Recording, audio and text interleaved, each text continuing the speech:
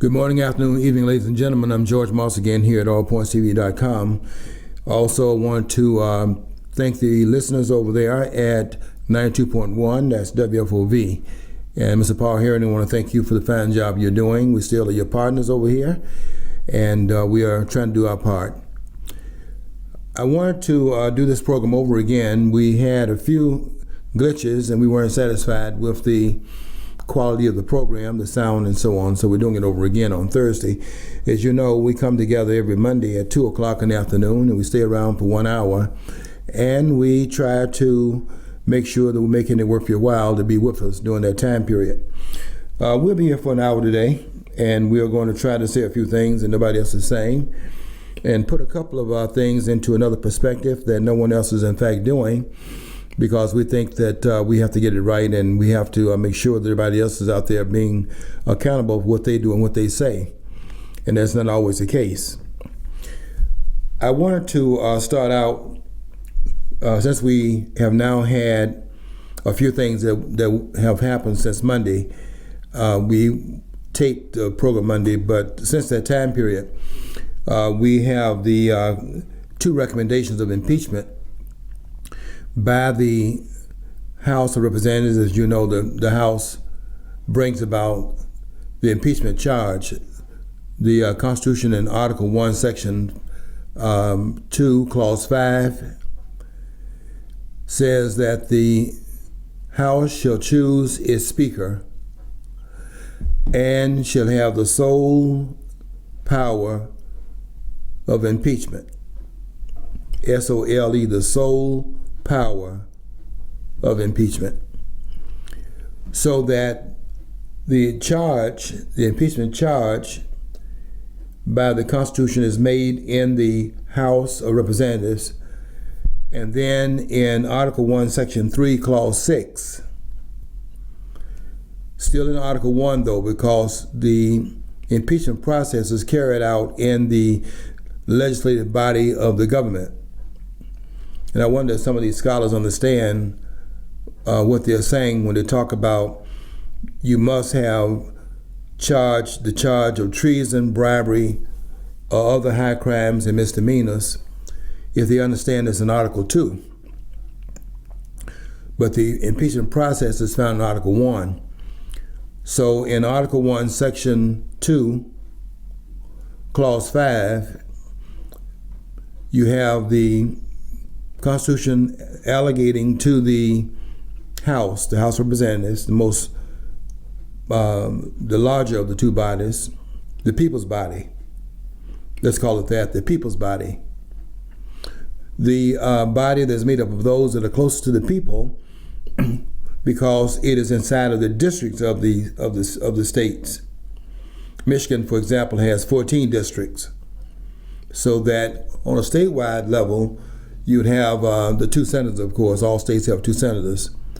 But the country politicians are brought closer to the people in terms of the districts that the states are carved up into. And because of that proximity to the people, then the framers put the impeachment, that is, say, the acquisition, in the House of Representatives.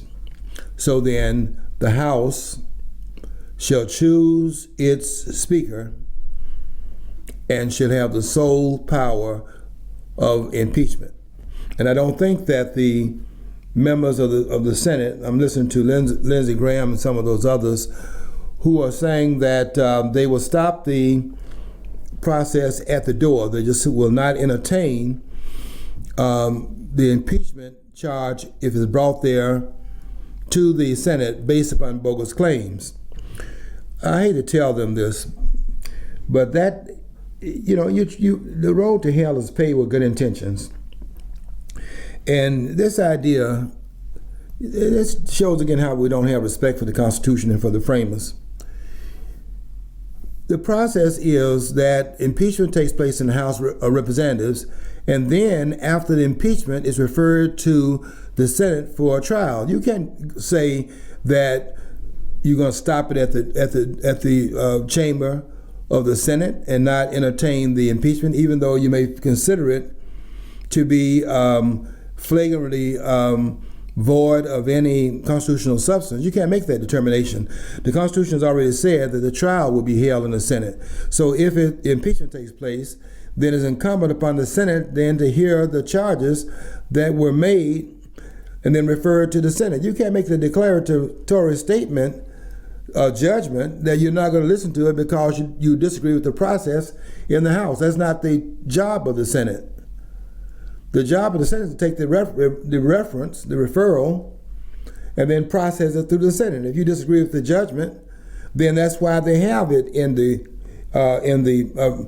Senate as a check. You see this again, the check and balance system, and that's what these scholars don't understand. There's check and balance. You know, folks, it's really disturbing to hear these scholars, because these people are the ones that are turning out the leaders of tomorrow. They're going to be running the country, and we have these people over them teaching this. These are scholars, constitutional scholars, and what they are saying is totally adrift.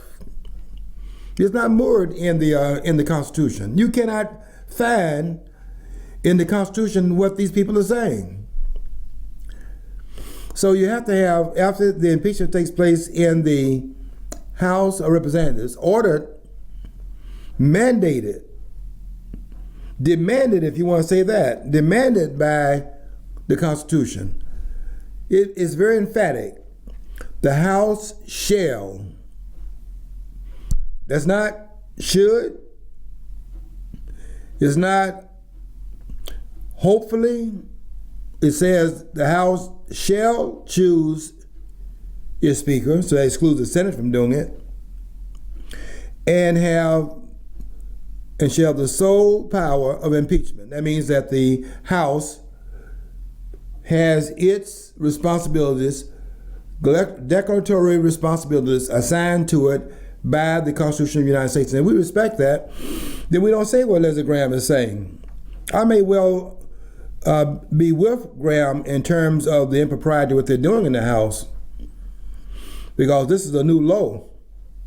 But that does not mean that you have the right, out of your own personal opinion, to suborn the Constitution of the United States. And they're doing that, thinking they're doing some good by saying that we will, in fact, stop it at the door. I was surprised to hear a person that I have a lot of respect for, and I thought that he was a much better constitutional scholar than I'm finding him to be, and that's Robert Ray. I have a lot of respect for Robert Ray, particularly with the work that he did during the hearings, the impeachment hearings that had to do with Bill Clinton back in the 90s, back there in 98 and so on, when they were bringing him to impeachment. I think there were 11 charges against Bill Clinton. And after that occurred, even though there were people in the Senate disagree with even that process, it went to the Senate for the trial, and that's what they should do. I guess many people don't know that after the Senate refused to convict Bill Clinton on all the 11 charges that were brought against him, that at the end of Bill Clinton's second term, Robert Ray, who was going to carry out Article 1, Section 3, Clause 7, which says that after the impeachment is over, it does not mean that the person, the civil officer of the United States, is exempted from being brought before a court of law for anything that goes on that is in fact a violation of the law while he's president. So what Robert Ray did, and I think this is to his credit, and I give him a lot of credit for this, is that Robert Ray sat down with Bill Clinton, or I should say Bill Clinton sat down with Robert Ray, because he understood the liability, the legal liability that was in place if he stepped down from the presidency, to which you cannot indict a sitting president, because what chamber would do that? What chamber would be able to do that? They're 1/3, 1/3, 1/3. Each branch of the government is 1/3 of the whole. So what branch are you going to, in fact, bring that charge about to the president? There's a co-equal member of the federal government. That branch of government is the second branch of government created in the Constitution. It is equal to the first branch of government, which is the legislative branch. It is also equal to the judicial branch established in the third article of the Constitution. So what branch are you going to bring the president to heel based upon the authority of either of the other two branches? So this idea that one branch equal to the president can indict the president, that cannot happen by the Constitution. You must first of all carry out the constitutional guidelines of the impeachment and the removal, and then the president, or if the president steps down. And in Clinton's case, what happened was that on the 19th of January, I don't know if persons are aware of this or not, but on the 19th of January, Bill Clinton knew that he still had some liability on the other side of the presidency, so that one day before he was to step down at 12 o'clock in the afternoon on the 20th, he knew there was liability, and what he agreed to was to some terms set by Robert Ray so that in the aftermath of his presidency, they would not bring the charges against him in a court of law, which is in fact allowed under Article 1, Section 3, Clause 7. So you can see here that there are certain constitutional guidelines that have to be followed, and you can't make this stuff up as you go along.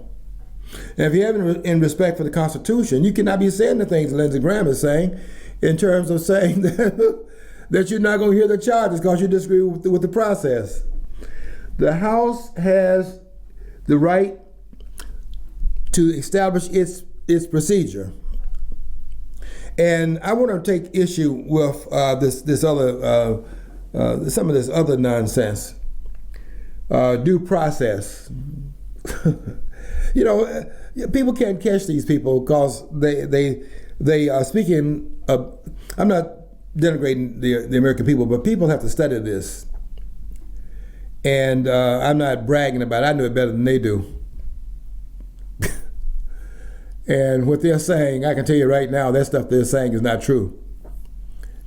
What Alan Dershowitz was saying, I call his name out. He better not say anything about it. What Alan Dershowitz is saying is not true. And I'll say some things about what he said on Laura Ingram's show, where he didn't say some things, and even his not saying some things in that particular case, that was profound also. That spoke volumes of his understanding of the Constitution, because he should have challenged what was being said by Laura Ingraham. That was, this is Thursday we're taping the show because of the late, we were doing a remake of the program we did this past Monday. But let's see, the day is Thursday, so that would have been 2 days ago. And there were some comments that she made, which I hope to get into before I get off the air, that I want to come behind the statement and say what Alan Dershowitz should have stated, given if he's a constitutional scholar, he should not have allowed that to stand that was being said on that program, and by him not responding to it, to me, showed not only a lack of understanding of the impeachment process, but it showed a profound lack of understanding of the Constitution of the United States. And this man is a scholar emeritus at Harvard University. He should go to Harvard University and throw his chair out. If you're an if you're an emeritus, they have a chair.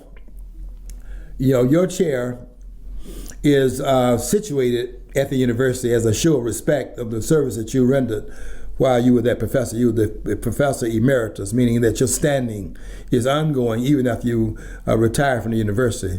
That's the kind of status that you have. I should go there to the university and throw his chair out the window. And get arrested and get thrown off Facebook again. But I mean, not that I'm going to do that, but that's how bad what is being said is. You just cannot make this stuff up as you go along. The framers put a particular set of regulations and rules and mandates in place, and you just can't come behind without amending the Constitution and then change it because you disagree with some of the things that are being carried out in the name of what's required by the Constitution.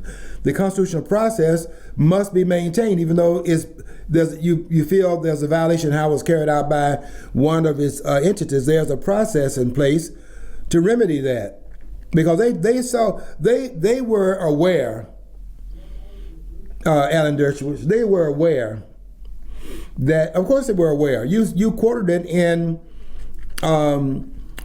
Federalist Paper 65.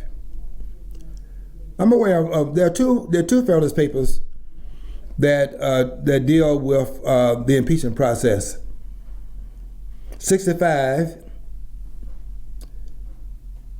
Let's see. 64 deals with what? 64 deals with why the framers put the ratification of the treaty after the president signs the treaty. The ratification of the treaty is placed in the Senate, not in the Congress, in the Senate. And 64 talks about that. But in 65, they get into another aspect of the Senate's role, and they're discussing there the impeachment process. And what they say there in 65, and Alan Dershowitz, you talk about this all the time, but I have not seen any deep level of understanding of it on your part. Not when you tell me, not when you tell the viewers. You're not telling it to me. You can tell it to me because I'm going to call you on it, because what you're doing is misappropriating information. When you say, as you did on Mark Levine's program this past Sunday, you said, I'm quoting you, and I'm telling you on the air here, you don't know what you're talking about. You said in order to bring about impeachment, you have to have one of the 4 charges to bring that about. Well, look at what they're doing now.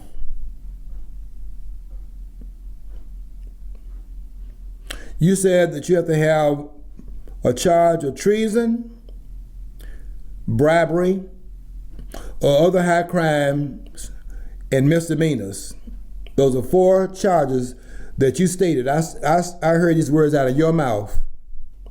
And I've been telling you for some time now that that's not true in terms of what's found in Article 1, Section 2, Clause 5. Let me tell you why it's why it is in Section 2 of Article 1. It's because Section 2 of Article 1 establishes the House of Representatives. So that in Article 1, Section 2 setting up the House of Representatives, Article 1 itself sets up the legislative branch of government. What you have in Article 1, Section 2, and then the 5th clause of that, it sets up the impeachment in the House, which is established in Article 1, Section 2. Okay. You'll find in there where it sets up the sole power of impeachment in the House of Representatives. It does not stipulate in that provision anywhere where it says what the charges are. And if you understood the Constitution, you would understand why that is true.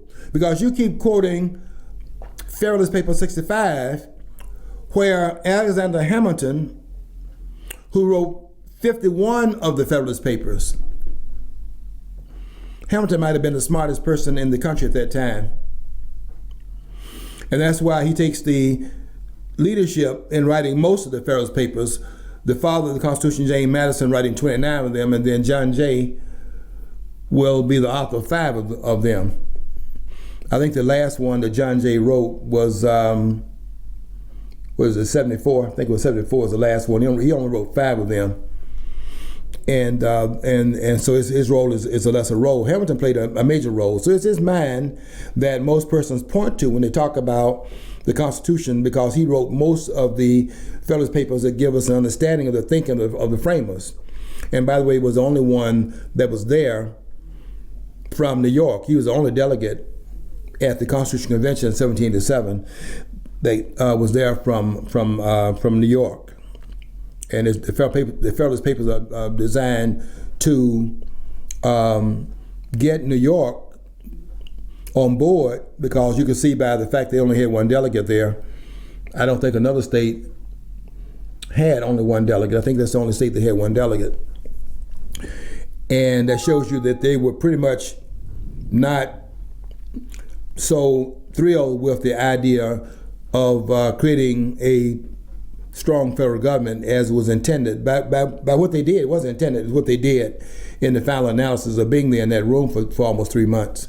from June 25th to September 17th. So the Constitution itself, mandates certain things, and you cannot come behind it. I'm sorry, you just cannot come behind it if you respect the document and all the work they went into it, because we have not been able to come behind them and improve on anything that they did. Everything we've done in the Constitution to come behind the framers, everything we've done that will in fact countermand what they did in that room for 8 days short of 3 months. June 25th to September 17th. Eight days, less than 3 months. Everything we've done to try to come in and countermand what they did in that room in that period of time has gone haywire. Because you cannot, in fact, sit down and then arbitrarily come up with a thought of how this has to be changed because you're dissatisfied with it. That's what they're talking about doing with the Electoral College. And if you do that, you're making another stupid mistake. Just leave what the architects put in place alone and follow it, and everything will go well. But if you don't follow it, you get what you got right now. Outlaws running our government, and that's who they are. I hate to say this, but our leaders in Washington are criminals. There's nobody in Washington, D.C. following the Constitution. There's not one person. You want to talk about impeaching the president for obstructing Congress. Congress ought to be obstructed. They ought to give the president, the president ought to give him, the president ought to give himself the Medal of Freedom.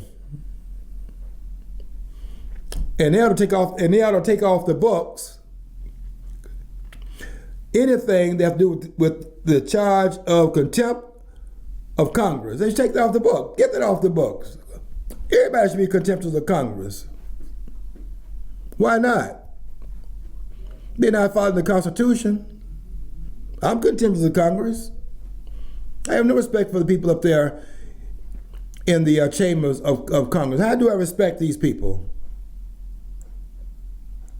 You just call their names out. I mean, some of the ones out there in the limelight, every last one of those persons are involved in violating the Constitution. The Constitution lays out the particulars of the powers of the federal government. It itemizes it. In Article 1, Section 8, is itemized what are the enumeration of the powers being delegated to the federal government by the states. States' rights. You got people in this country believing that's a Southern issue, and it's an issue related to slavery, so that people can then think that when they say states' rights, we're talking about enslaving some folks, putting them back on the plantation. Boy, the people in this country are brainwashed. I said this on my post 2 days ago. This idea, I hate to say this, but I have to say it. This idea that the American people are smart, and they keep saying that the American people are too smart, everything goes over the American people's head.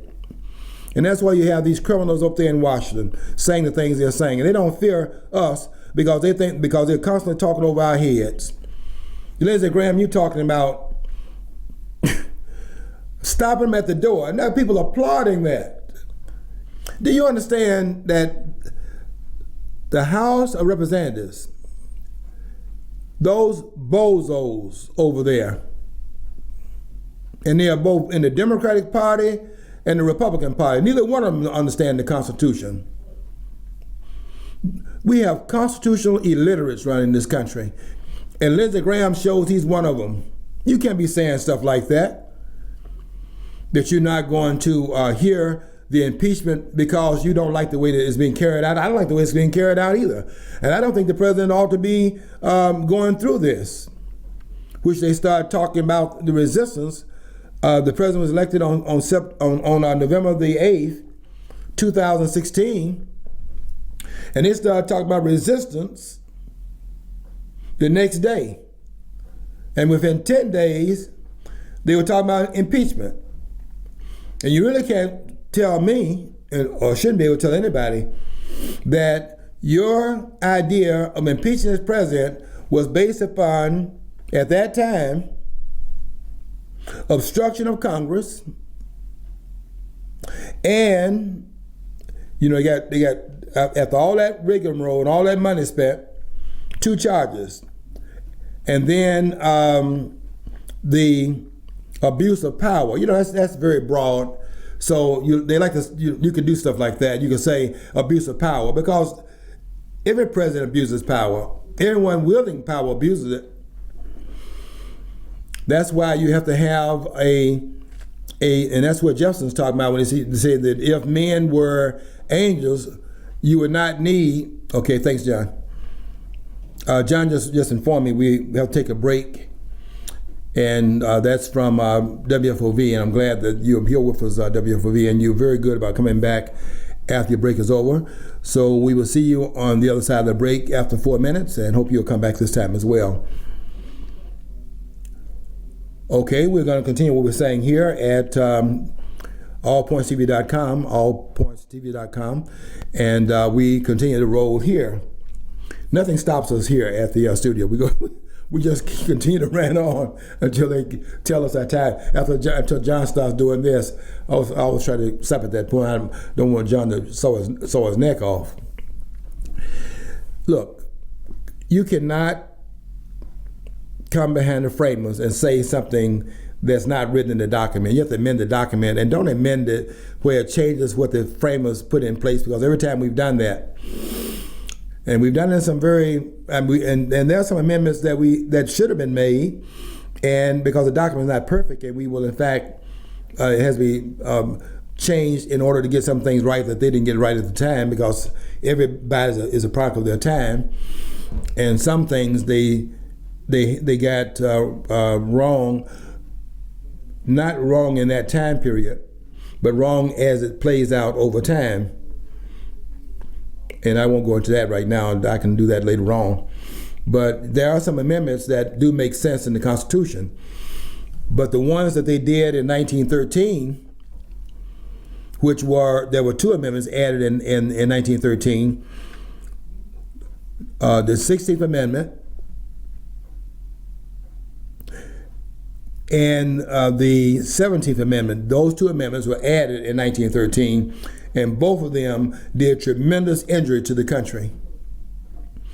The 16th Amendment, they gave the United States the power to directly tax the American citizens on a nationwide basis, which was at one time bottled up inside the states, because that's how you can in fact rectify it by the states individuating the taxation. And they had an escape route if they did not agree with listen to this very carefully, if they did not agree with the taxation in one of the states, they could secede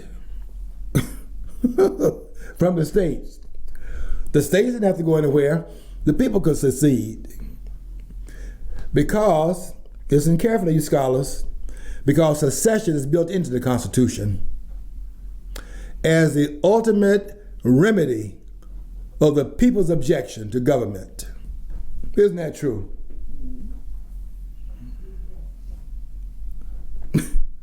You can secede from one state to the other.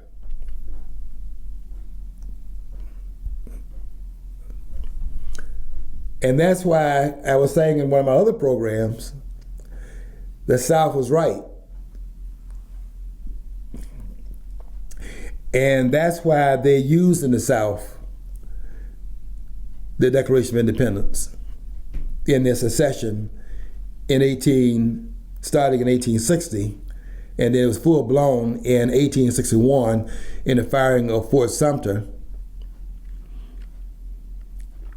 that started the shooting war. But there should not have been any shooting, because the Declaration of Independence had given the mandate, which was in fact torn up by Abraham Lincoln. See, I don't want to come here and finesse the historical record as those historians are doing.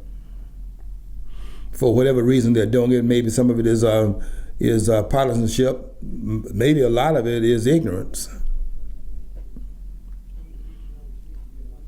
And just because you have a degree from one of the top-notch universities does not mean that your scholarship is higher than others. It just means your salary is higher. Okay, you did come back. I see you back from your break. WFOV is back, and we're very glad to welcome you back. And we're not very far from where we were when you left. We try to stay around the area so that you won't miss a whole lot, because we're trying to say some things here that they're not saying elsewhere, and we don't want you to miss any of it.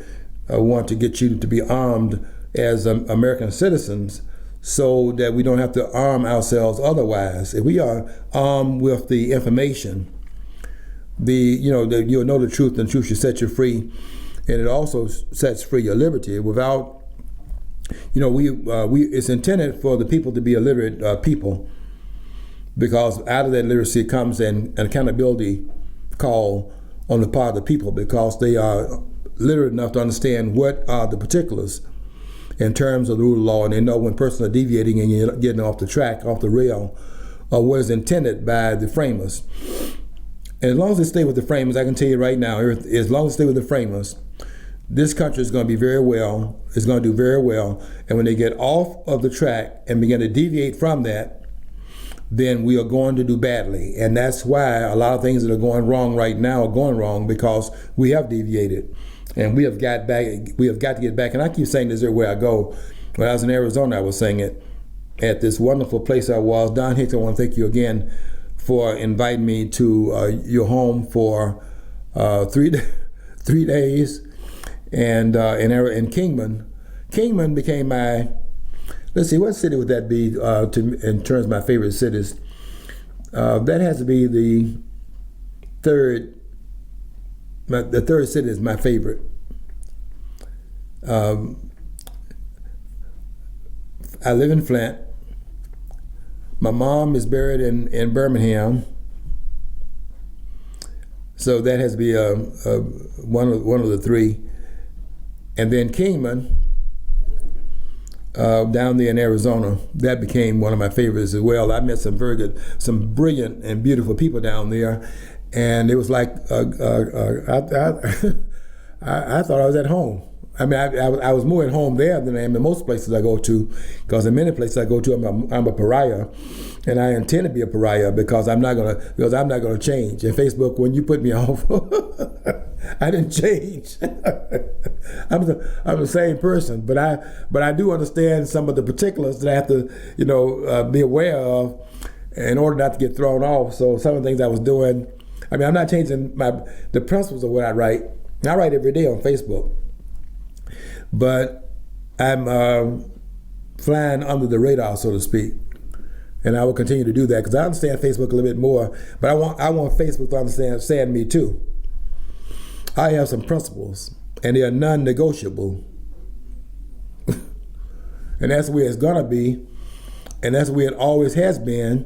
And that's because of that person that's in Birmingham, Alabama, and buried there. I'm not going to disrespect that. And I'm not going to go back and disrespect the framers either, because they had it right. And it's interesting that the whole world is copying that. And over here, we're trying to get rid of it and go to Karl Marx. We need to be talking here in the Congress. We need to give it its real name, Bellevue.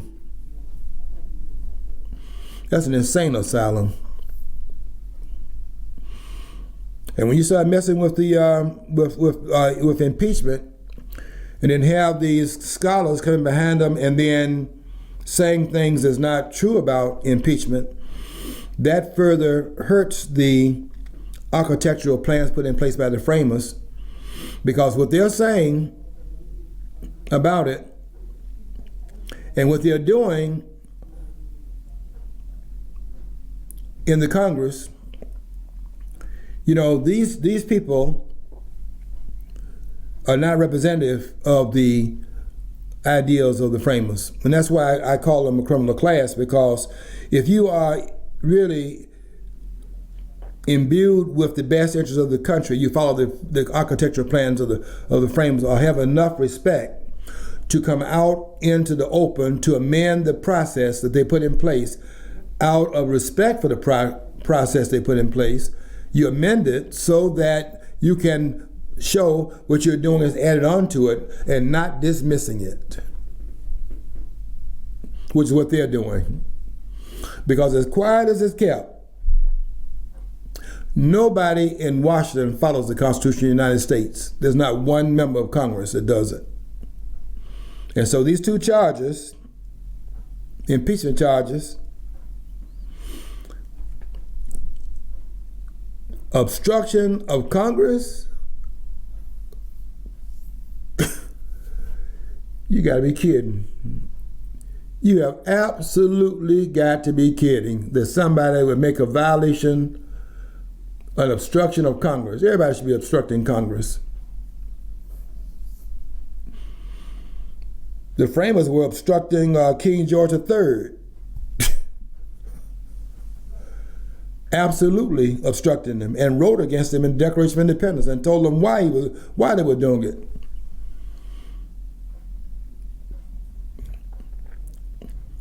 And then at the signing of it,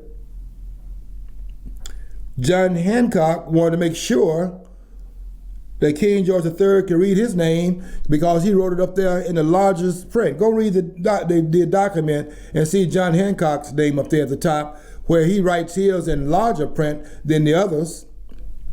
And I hear people talking about sign your John Hancock. Well, that means write it large, as John Hancock did, because that's what he did. He wanted the king to see that he was being defiant. He was obstructing the king. He wanted the king to be aware of that. And didn't want him to have to get his glasses, specs to see it. You can't come behind people like that in that room, in that case. Those thinkers that were there in that room, which is a concentration of intellect that we have never reproduced in the history of this country. And I have the person that I have a lot of respect for, this philosopher that I have a lot of respect for. I think I read everything she's written that I know about. Every book I know I read every book she's written, novels and all, and so on. And when she says in the book, the new intellectuals, that the framers were this country's first intellectuals, and so far is last. And from what I can see, and Rand died in 1982, was born in 1905 and died in 1982. This is 37 years later, and what Rand said during her lifetime, that they were the first intellectuals in this country, and so far as last, that is still true 37 years on the other side of Ayn Rand's death. We can't match these scholars. They're scholars. I'm not taking anything away from them. That is, say they've attacked the body of information, and they can regurgitate it. Everybody can be a scholar in that sense. But out of the box thinkers, that's something very different. And what the framers were is that they thought outside the box. You see, one of the things that you don't see in Washington that you saw in Philadelphia was that they saw a problem. They went there with the idea of trying to fix the problem. And the problem is when they got there and they were discussing it, all these intellectuals in one place discussing that, 39 of them would stay there at the end and sign the document. But of the 55 persons or so that were there, I think 19 of them left. Let's see, there would be 16 of them that left, somewhere around there. They had 39 at the end. Well, 40 if you count the president of the convention, George Washington. So 40 were there at the end. you have this concentration of intellect in that room. And they are not, they're scholars too now. They are scholars, but they're also intellectuals in a sense that scholars have read voraciously and a variety of information and have congregated it in their own thought process, can regurgitate that information. That's a scholar. But they are something above that in that room because they went there to fix a problem.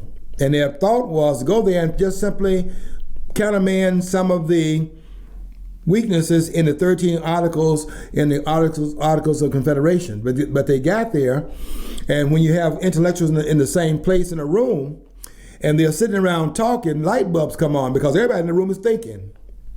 Have you ever been in a room where everybody in the room is thinking?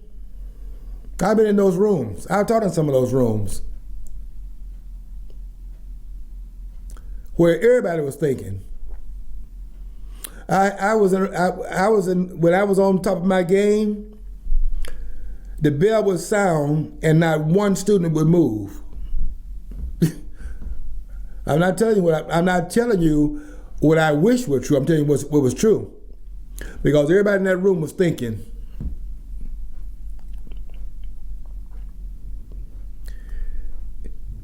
Everybody in that Constitutional Convention went there as a scholar.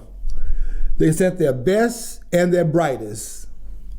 Alexander Hamilton was the single best and brightest of the whole lot. The only delegate from New York. And they were in that room. I don't have to be there to understand what happened, because I know what their mandate was. Their mandate was to go to Philadelphia and fix the problem. What was the problem? The government couldn't act. They're so weak in it that the government could not do anything, and they had to fix that because the problem was exposed in that weakness of the federal government the year before in the Shays Rebellion, when they rose up when Shays rose up in Massachusetts, a tax rebellion, by the way, similar to the one that occurred 10 years earlier. But you see, it is now happening against them. This is not King George III across the water. This is a new king. These are the custodians of that. And anyone that's in power is King George III. Understand that. And everybody in power, wherever they are on the globe, including Washington, D.C., must be restrained. If you're not doing that as American citizens today in 2019, you're not doing your job. And that's why Congress is out of control. So they're there in that room, and what they're trying to do is fix the document. But there are 13 articles in the Articles of Confederation, and every part of it is a problem. And so they decide on their own, as the intellectual provocateurs in that room, they decide on their own to throw the document out and create another one in its place. And that's why they said to create a more perfect government was their claim. Because the one that they had created through the articles was not working, and they realized that, and it endangered all of them. And they went there to fix a problem, had this in mind when they got there, and changed their minds in the aftermath of their arrival. And that's greatness. And people need to understand that and respect that and leave that alone. Lindsey Graham, call some names out here. I don't mind calling names. I'm not trying to be popular with these people. I don't even want to talk to them.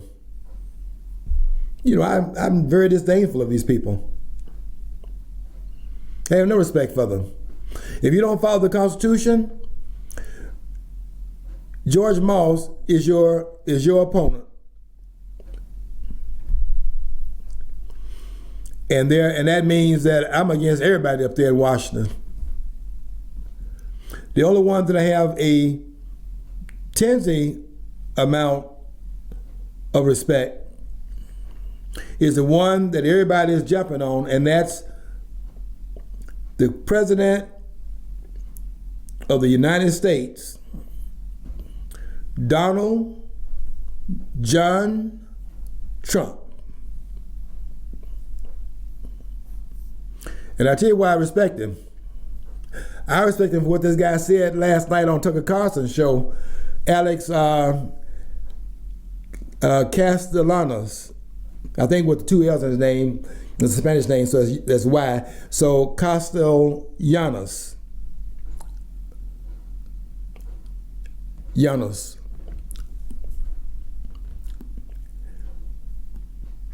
Alex Castellanos, I'll get it right. He was giving an analysis last night. I had to play it twice. I had a tape, so I had to play it over again. It was so profound. He said that the people in Washington don't get Donald Trump.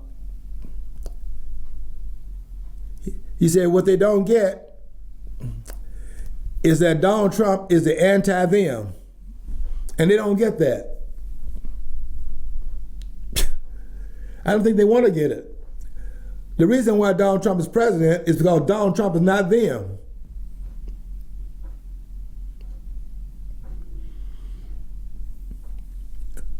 You can claim all that other stuff you want to, but I'm telling you what, I couldn't believe that. I was so affected by this honest man. I don't hear those kinds of scholars. He's a scholar. Alex Castellanos is a scholar. So is Tucker Carlson. Carson's a scholar. I don't say that about the man that comes after him, Sean Hannity. Sean Hannity is a polemist. Hannity is a conservative advocate, and I watch his program, but I don't learn too much from his insights. He's very basic, but the program that comes on before him, that Tucker Carlson is an intellectual, not intellectual. Excuse me, he's not intellectual. He's a scholar. See, that term intellectual to me has always been problematic because I'm working class, blue collar, and whenever I heard the term, my family saw or used that term, it was used like they were holding people who they were calling that in contempt because they're calling them intellectual eggheads. They were just sitting around pontificating about useless points. And so I have a real problem with intellectual because to me that also says that nobody else who doesn't agree with you or doesn't think about the same things is not intelligent, and that's what I mean. I know right. Probably that's a negative way of viewing things. But they get the word intellectual confused by thinking that what they're looking at these are not intellectuals. There are no intellectuals at these universities. You saw that, John. You saw that when they brought 4 constitutional scholars. That's who they are, the scholars. Brought them to the Congress. Was it 2 weeks ago now? I think it's 2 weeks ago. And they had them from all the major, law universities in the country. Stanford was there. They had a person from UNC, University of North Carolina. The person from George Washington University, that's Jonathan Turley, the only one that made any sense. That's what I like, Jonathan Turley. There's a Steve Turley that I'm on I get some kind of email. I know him, but I don't know if they're related. I don't know if they're related, but they're both conservative minded. Yeah, they are. Yeah. I don't know if they related. I have the same question, John.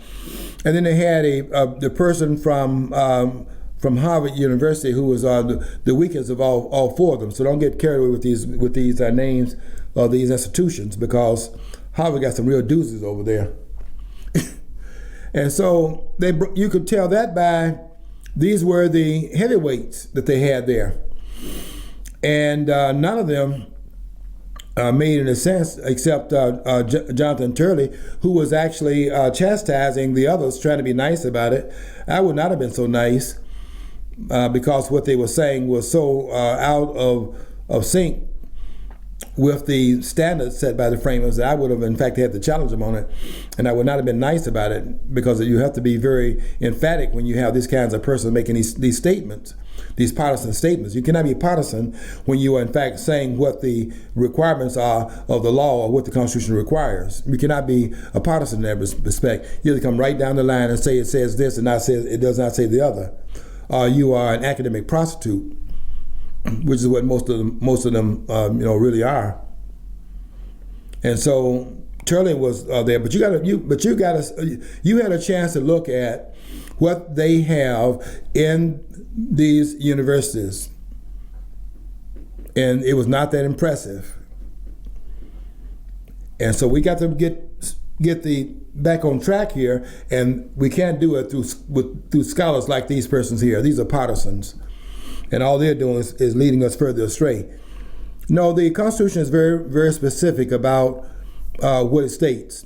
It does not state anything about what the requirements are for impeachment, other than one requirement. There's only one requirement, and that is a majority vote in the body that the Constitution establishes in Article 1, Section 2, Clause 5 for impeachment. When it gives the sole power of impeachment to the House, it has to take place by a majority vote, and that's the only requirement for impeachment. And anyone saying otherwise is either they don't know or they're lying. And I think it's probably the former in Alan Dershower's case. He doesn't know.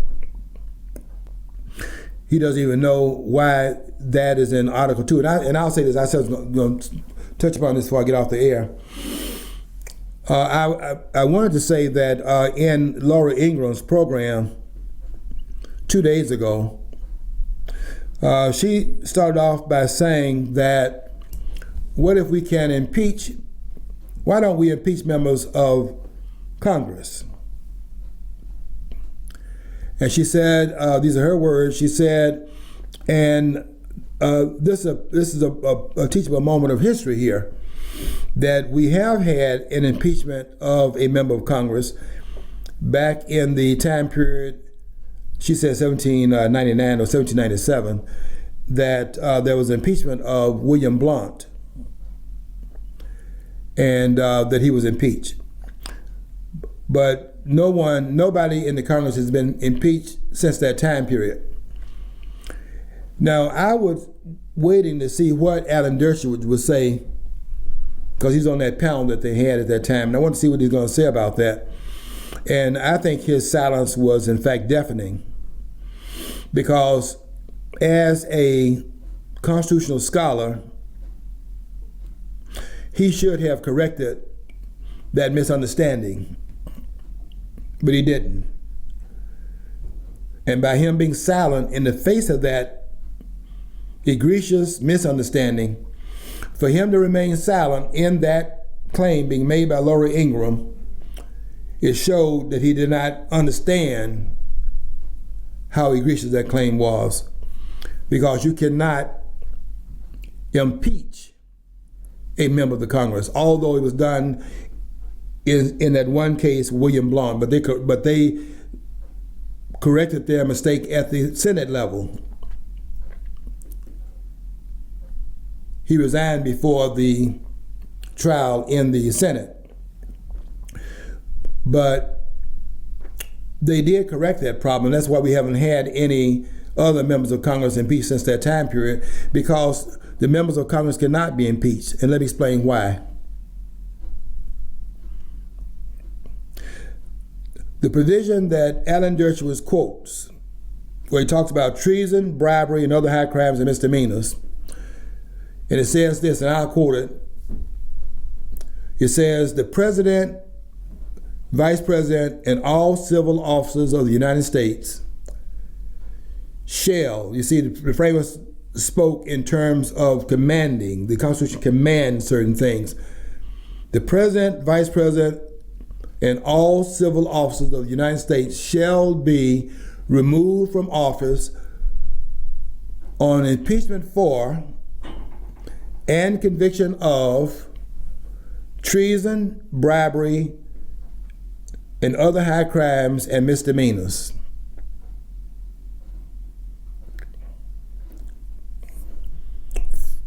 4 processes for what? What does it say there? The president, vice president, and all civil officers of the United States shall be removed from office on impeachment for and conviction of treason, bribery, and other high crimes and misdemeanors. Does it say shall be impeached? No, it says shall be removed. And that is the use of the impeachment process put in place by Article 1, but is used to remove, which is placed in Article 2. It must be upon these 4 claims. These people, they call themselves scholars, have made the allegation, false allegation, wrong allegation, incorrect allegation, and to some extent maybe a dishonest allegation. But most I think this is ignorance. That is the impeachment process. That's not the impeachment process. The impeachment process is found in Article 1. The use of it is found in Article 2. And if it's used for removal, then those are the requirements. You cannot impeach a member of the House and a member of the Senate. And the reason for that is that the claim is civil officers of the United States. Senators and members of the House are civil officers of the states from which they are elected. And that is an ocean of difference between the two. Okay. We out of here. Want to thank you for listening. And we'll be back next week for another edition of the program called What's Going On AllPointsTV.com. Until that time, I want you to follow your dream. Because if you don't follow your dream, you'll never know what's on the other side of the rainbow.